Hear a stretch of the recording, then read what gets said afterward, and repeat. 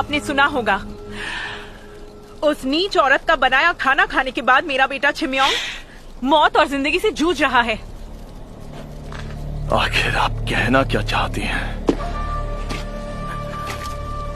मैंने भी उसी मुर्गी का पकवान खाया है जो बावर्ची यौन ने बनाया था। इससे तो शक और भी गहरा हो जाता है। क्या कहा? आपके हिसाब से ये षड्यंत्र मैंने रचा है? काश जब आप इतने अच्छे बन रहे थे तब मैंने एक बार भी आप पर शक किया होता। काश आपको रोका होता तो आज शायद छिम्योंग की ऐसी हालत नहीं होती। और ऐसा भला मैंने क्यों किया होगा? आपको डर था कहीं आप पर कोई मुसीबत आ गई महाराज, तो फिर आपकी जगह छिम्योंग राजा बन जाएगा। क्या इसी डर से आपने षड्यंत्र रचा था? फिर से कहिए, क्या कहा आपने? आखिर आपने अपना असली रंग दिखा ही दिया। चुप हो जाइए। कारागार की चाबी वापस दो। ये शाही आदेश है। जब तक मैं सांस ले रही हूँ आपको ये नहीं मिलेगी। चाहे तो मुझे मार दीजिए। मैंने कहा ये शाही आदेश है। महाराज, महाराज, महाराज, महाराज रुक जाइए। महाराज शांत हो जाइए, ऐसा मत कीजिए। तुम लोग यहाँ नहीं, उसके सामने खड़े हो।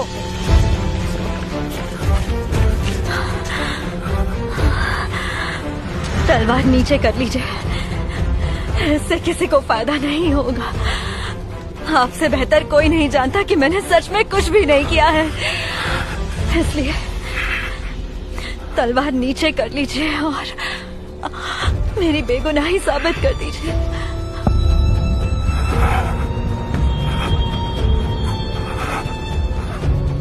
आप कभी भी तानाशाह नहीं बन सकते।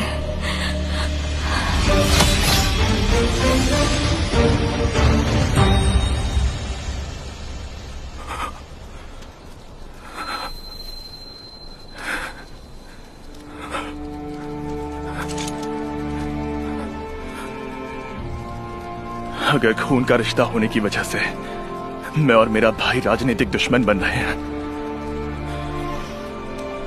तो बेहतर है कि मैं यहीं सब कुछ खत्म कर दूं। महाराज, मैं जानती हूँ इसका नतीजा क्या होगा। मुझे भविष्य पता है। तो आपने अभी तलवार उठाई तो फिर बात बद से बदतर हो सकती है।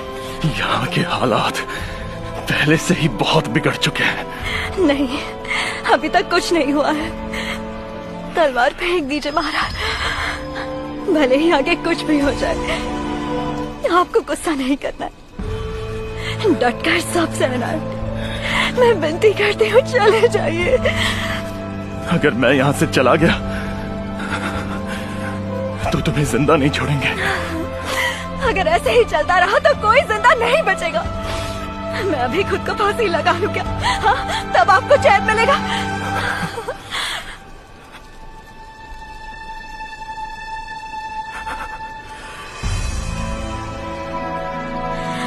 मेरा यकीन कीजिए।